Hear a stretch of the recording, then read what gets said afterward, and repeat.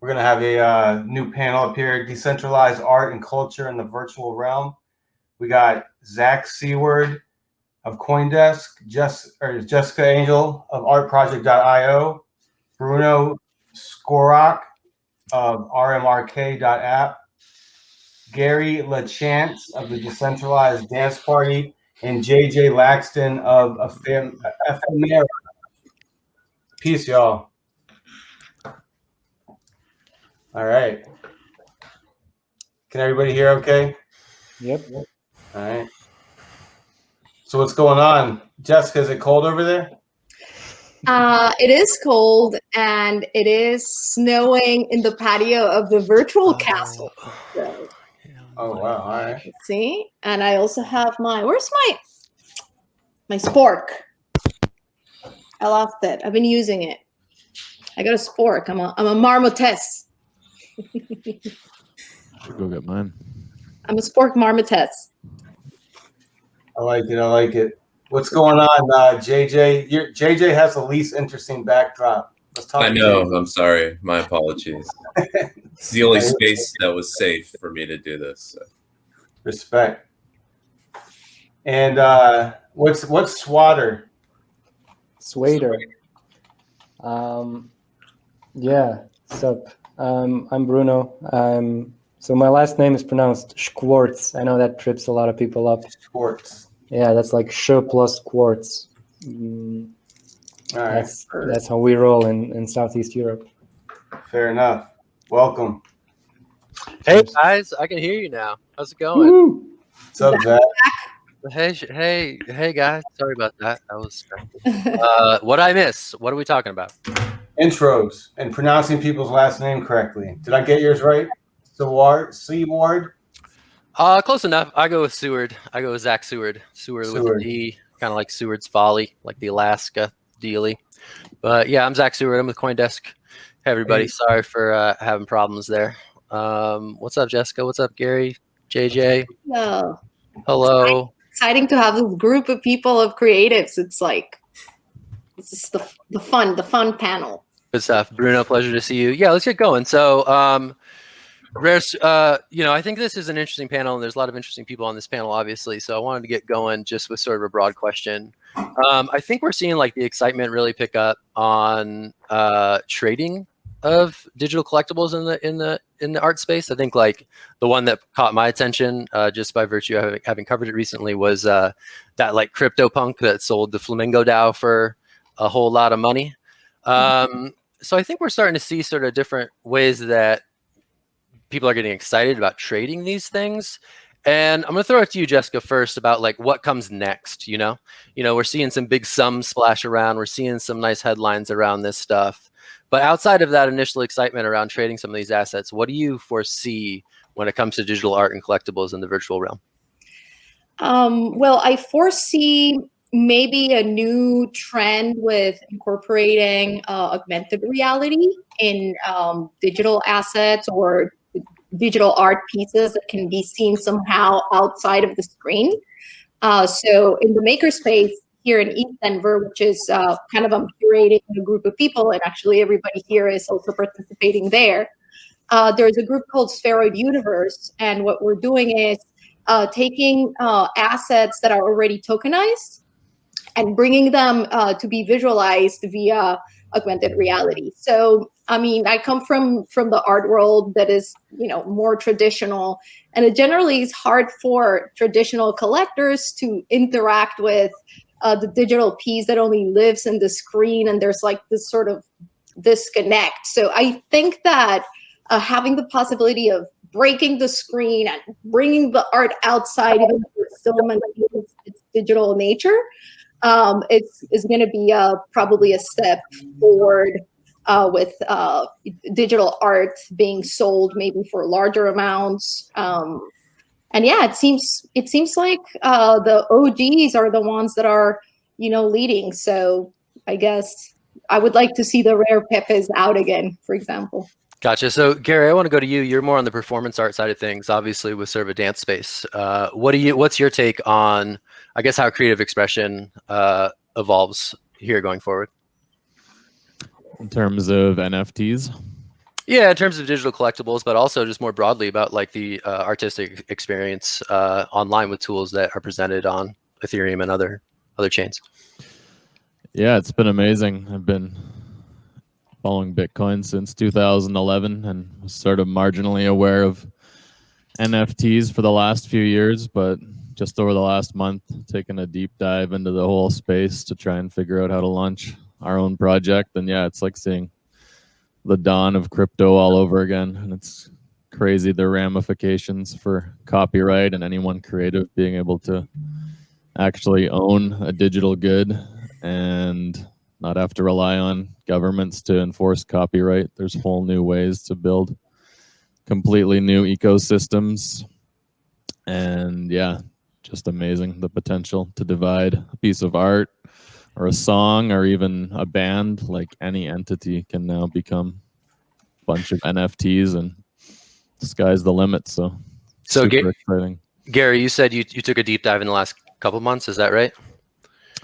Just the last month, really. Yeah. Just the last month. What's like the thing in the last month that was really exciting to you? Like what's a tangible example of something that will like really open your eyes and you're like, oh, okay, shit. There's like new frontiers here in digital ownership.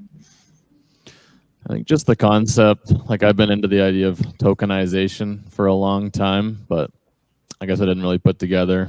Like the example I give a lot of people is between video games now, you can bring your armor, or if you have a piece of art, you can have it in a website or in Decentraland or in crypto voxels, or now there's all these digital picture frames where you can display them. So it's just like melding the virtual and terrestrial worlds, and with augmented reality, just everything is going to blend, and everything that isn't a currency is probably going to become an NFT. So JJ, like, yeah. That sounds good. I mean, JJ, I think that segues nicely with what you're doing sort of on the marketplace side with Ephimera. Like, talk to me about, given all the options that are out here for where this could go, like, where are you focusing on, bringing sort of museum quality art to the masses in the digital realm? I mean, we've started by creating kind of a traditional marketplace and focusing on, the quality of the art and the tools that we give both the artists and the collectors.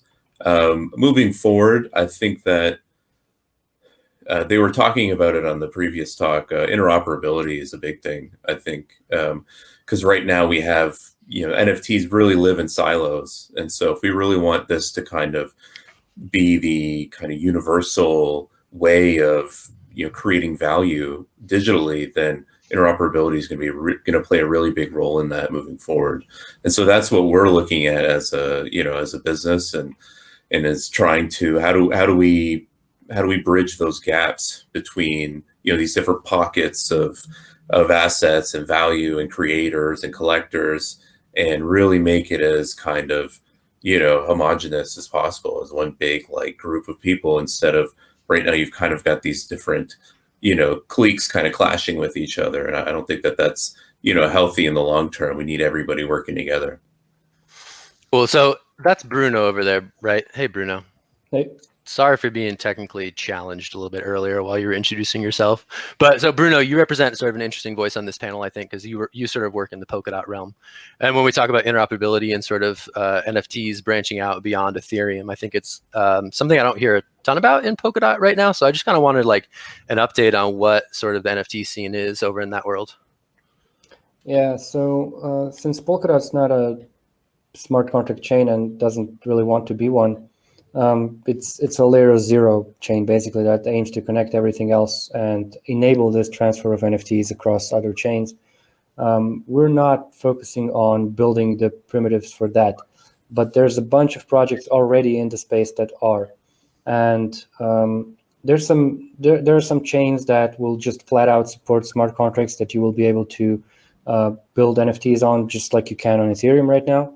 But also there's some projects that go for native implementation of these NFT primitives, so that they're kind of first-class citizens on that chain. So the NFT is like a primitive as much as a native token is. And one of those is like this unique network thing. So they want to be a chain that will connect to Polkadot, and you will be able to bridge your NFTs from any other chain to that chain through Polkadot. And so the idea is to just build out an ecosystem that branches out as much as possible, and that lets you move your NFTs around without any limitations. So if you see some nice opportunity on that particular chain, move your NFT there if the trading fees are really cheap there and you have, I don't know, for some reason, super high liquidity on your NFTs. But then if you want to get some big loan on your super rare collectible, you'll move to a DeFi chain in the same ecosystem just as seamlessly, put it down as collateral, take out a loan. You move that loan somewhere else and use it anywhere else in the ecosystem without actually, taking away any traffic or usage from the other chains. You would be actively participating in all of them by doing this. So this is kind of the long-term aim there. But right now, since the parachain functionality isn't launched yet, so the chains can't really connect just yet, there are plans to bring in native NFTs onto Kusama network, which is the Polkadot Canary network, which is more art inclined and more cypherpunky. So we're more prone to experimentation and not afraid of really breaking things and adding new functionality in there. And that's coming in the next few months. And in the meanwhile, as a hotfix, kind of, I built RMRK.app, which is RMRK.app, which is kind of just a colored coins version of NFTs on Kusama. So basic NFT functionality exists. You can send them, you can buy them, you can sell them. But we are actually waiting for this native implementation. The Remark only exists kind of like not to miss out on this NFT craze, really. But yeah, the plan is just to have this three-pronged approach of Remark as a patch, then native level on Kusama, and then all of the other chains that are doing NFTs in a variety of different ways, connecting to the ecosystem and through the ecosystem to Ethereum, to Near, to all the other chains that are doing other interesting stuff. Gotcha. I do want to step back a little bit. You mentioned the NFT craze, and for folks who may just be curious about how we came to this present moment, I'm going to stick with you, Bruno, on this question. I've heard a lot about fractional ownership of NFTs really changing the game in terms of making these liquid and enticing to investors. Like, when someone asks you why is the NFT craze happening? When someone asks you that, what's your best answer as to why we're seeing such excitement around this right now? I mean, frankly, it's just a bull market craze. 90% of it is just a bull market craze. People are looking for the next best thing to earn money on. But there's a bunch of enthusiasts who really love this stuff. And we are I think all of us are in touch with these crazy people who absolutely love this and who want to launch these interesting artsy stuff on a chain that'll let them do really fun experiments. There were these programmatic NFTs that showed up recently that react to randomness from the chain itself or to inputs from the owner of the NFT. Others took it to other levels where they added these augmented reality components that Jessica mentioned. So if you're the owner and you load your wallet into augmented reality glasses or a software wallet on your phone, you will be able to see that NFT in a different light than everybody else. And so you get a special treat. The owner having special permissions over an NFT is also super insane. Like if I were able to change the Mona Lisa to blush right now as people are looking at it in the Louvre, I think a lot of people would pay a lot of money for that functionality just because it's a really cool gimmick and a really cool flex to have, right? And so we're also experimenting with weird stuff on Remark. Like we just added on-chain emotes for NFTs, and so if you send 50 rocket emoji to my painting of a moon, a rocket's going to land on that moon. So it's dynamic art like that is what makes people excited. It's not anymore just about putting a GIF or a JPEG online and pretending it's decentralized. It's much more than that. Now we have this collaborative environment where people's wallets can interact and different conditions on the chain can affect these NFTs. And this is what I think is driving the craze. And another part is also the other types of NFTs. If we go beyond art, we'll be selling an apartment as an NFT later this year, which is something that I don't think anybody's done. And it's fully legal. And the person who burns the NFT will actually get the transfer the ownership of the apartment to them. Stuff like that. So I think we're opening up a new avenue of human interaction through these NFTs. And I think that's really what encourages a lot of people. Jessica, I want to put a version of the same question to you. the why is the NFT craze happening? On the other side of it is when you're interfacing with artists who are sort of learning about this for the first time. What about this is resonating with them when you're having those conversations with creators? Why are they sort of increasingly excited about this technology? It seems to me that a lot of sort of new blood is coming into the space, new artists who are asking all these questions. Like, what is this? It probably has to do with the fact that platforms like Super Rare, Known Origin, Async Art have been getting more, activity and more sales. Obviously, the fact that people are selling is bringing more artists in. But I think the ethos behind crypto art is a little bit different. It's more inclusive, it's community-based. Artists feel a little bit more at ease as if they were trying to get into a gallery, which is an enclosed, kind of detestable, I would say, environment. And that's why I've sort of felt so good in this space. It's because it's community-driven.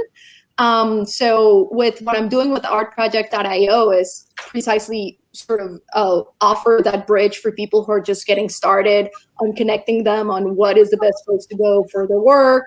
And I think the main questions that I'm getting from them are just, the basics of blockchain. Like, what is this? And I think it's really interesting for art to be this sort of gateway between, the common people and blockchain, and be like, hey, there is this whole thing about decentralization that has all this potential, that has all this meaning and this potential sort of societal change. And if you look at, the basis of it, it's just, really enticing. And it's exciting to see that artists are starting to sort of wake up about what decentralization is about, and also solving problems that we are kind of seeing with big tech. And it's cool for art to be that, sort of catalyzer between blockchain and common people.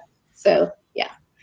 I'm also working with art and blockchain that is not necessarily tokenizing, because the conversation between art and culture in the decentralized space generally tends to just focus on NFTs. And there's really a lot more than just the NFTs. There are projects, for example, Kusama, that are sponsoring artists in a different level, that it's not necessarily just by tokenizing and selling art. There are these treasuries, there are all these resources in the blockchain space that artists can tap into by presenting proposals, participating in DAOs, participating in the community, and being able to fund artworks that are, that you wouldn't otherwise be able to do. So it's not just about the NFT itself.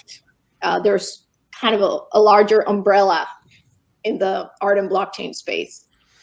Yeah, I mean, JJ, I guess you're working specifically sort of in the art end of this. When you're talking to people, are you doing a lot of the education on what is blockchain? Are you finding yourself having those conversations, or are they different conversations at this point? That's something that we're really working on, is trying to reach out to those artists that are not necessarily crypto native. So for us, the kind of conversation we have is really 50-50, and that's by choice. I think it's you could create a platform and just focus on people who are already in the crypto art space, and you'd probably be successful. But I think that if we really care about the ecosystem, we really believe in the change that can come out of it, then it's really important to reach out to other people. And so, yeah, we've spent a lot of time teaching people, like, this is what's MetaMask, what is an Ethereum address, sending people their first, ETH so that they can tokenize and pay gas. I think that's really important. And it goes back to what Jessica talks about being an inclusive community, is that, generally, I think these kind of communities that tend to be technologically driven tend to be inclusive communities where, we're all figuring out how to make money now, but, it's still being driven by the tech. And I think that that's been true, basically since the beginning of the computer. I mean, you think about like the history of Unix, really started because, a programmer at Bell Labs wanted to play a video game on a new system that he didn't, that they didn't have any kind of operating system for yet. And it's like, well, if a video game can start a whole revolution in computing, why can't art start a whole revolution in value on the internet. Gary, I want to go back to you because I do like this idea of you having been in the crypto space for a long time and then all of a sudden just kind of like diving back in and going hard on NFT and digital collectibles. Like, what about this moment brought you in and like opened up the rabbit hole for you to dive in? Like, I want to ask like this a different take on that same question that I presented to you earlier. Like, what drew you to this present moment? Yeah, so with the DDP, Decentralized Dance Party, we've been doing crazy mobile street parties for the past 11 years where we have hundreds of boom boxes synchronized with a radio transmitter. Instead of a central stage, it's like everyone is a node in this party network. So, oh, is that an actual background or is that a virtual background that you're in front of? That's the real deal right there. Yeah, there you go. Are you in one of the vans? What are you in right now? this is the DDP headquarters. Wow. / my apartment. Oh, okay, cool. So this is not the mobile. This is not the mobile activation. Like you are at home base right now. Yeah. Okay, cool. So sorry to interrupt. I just wanted to like set the stage there on that. So anyway, you've been doing this for a long time. Continue.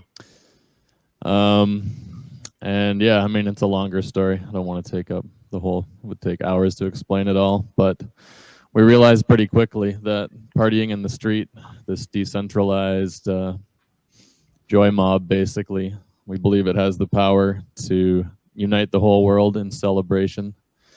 And if we did so, we think we could win the Nobel Prize for partying. So that's been the objective for a very long time.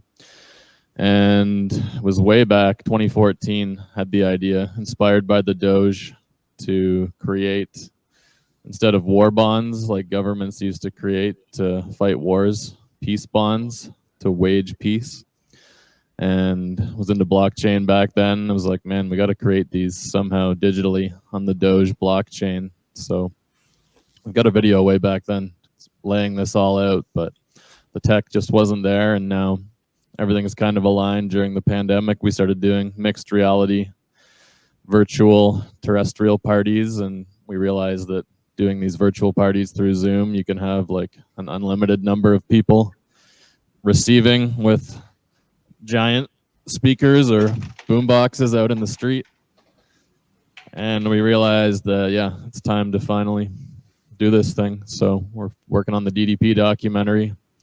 And our big NFT idea was peace bonds instead of war bonds.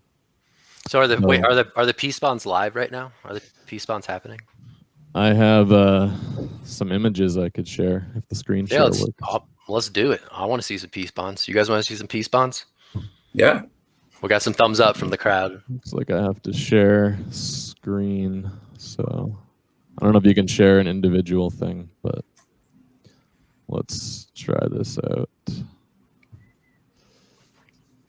While Gary brings the peace bonds, I wanted to say that's kind of an example of, the culture itself around decentralization kind of brings a whole new level of interaction and a whole new level of, joy around the ideas of whether it is NFTs or just crypto in general and the whole crypto, culture and communities. I think that's what the art around blockchain art is, besides just the fact that you can have scarce digital art, right?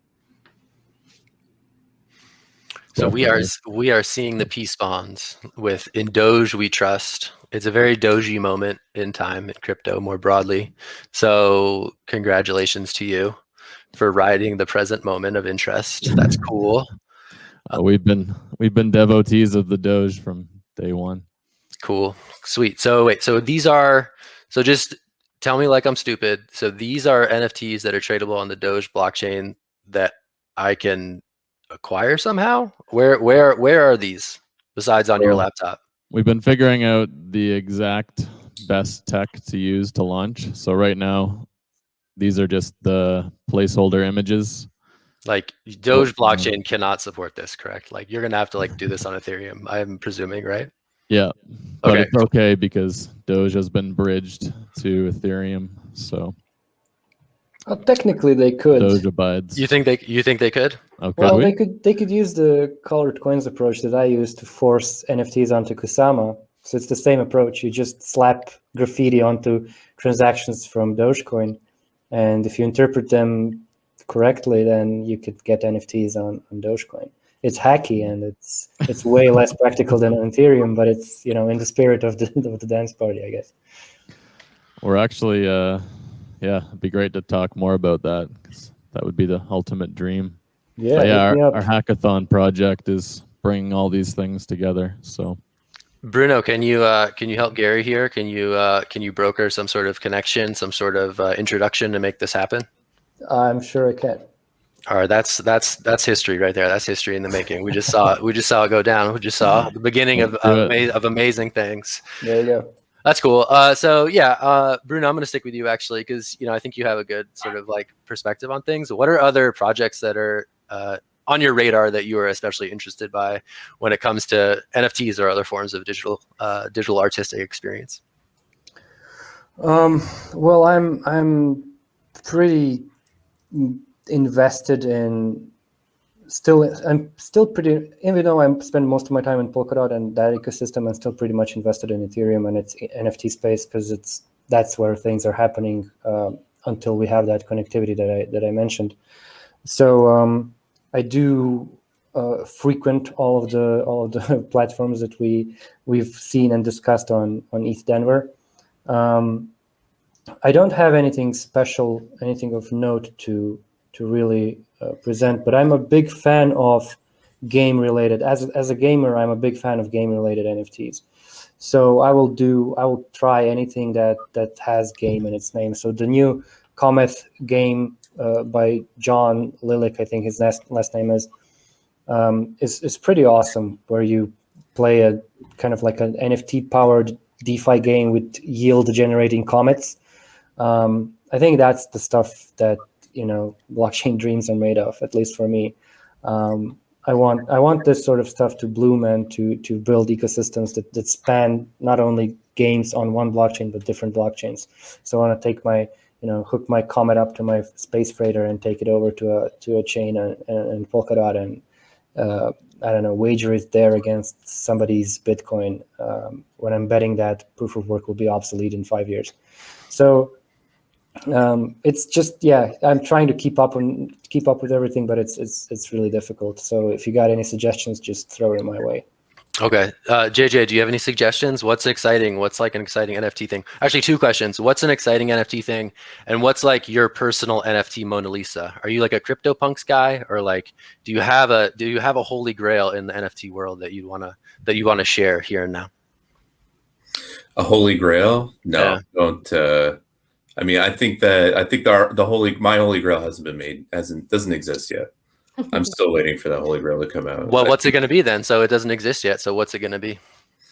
I mean, I look at like what Bruno's talking about with, gaming, and we look at, what happened like a day ago. Axie Infinity just sold some land for like $1.5 million.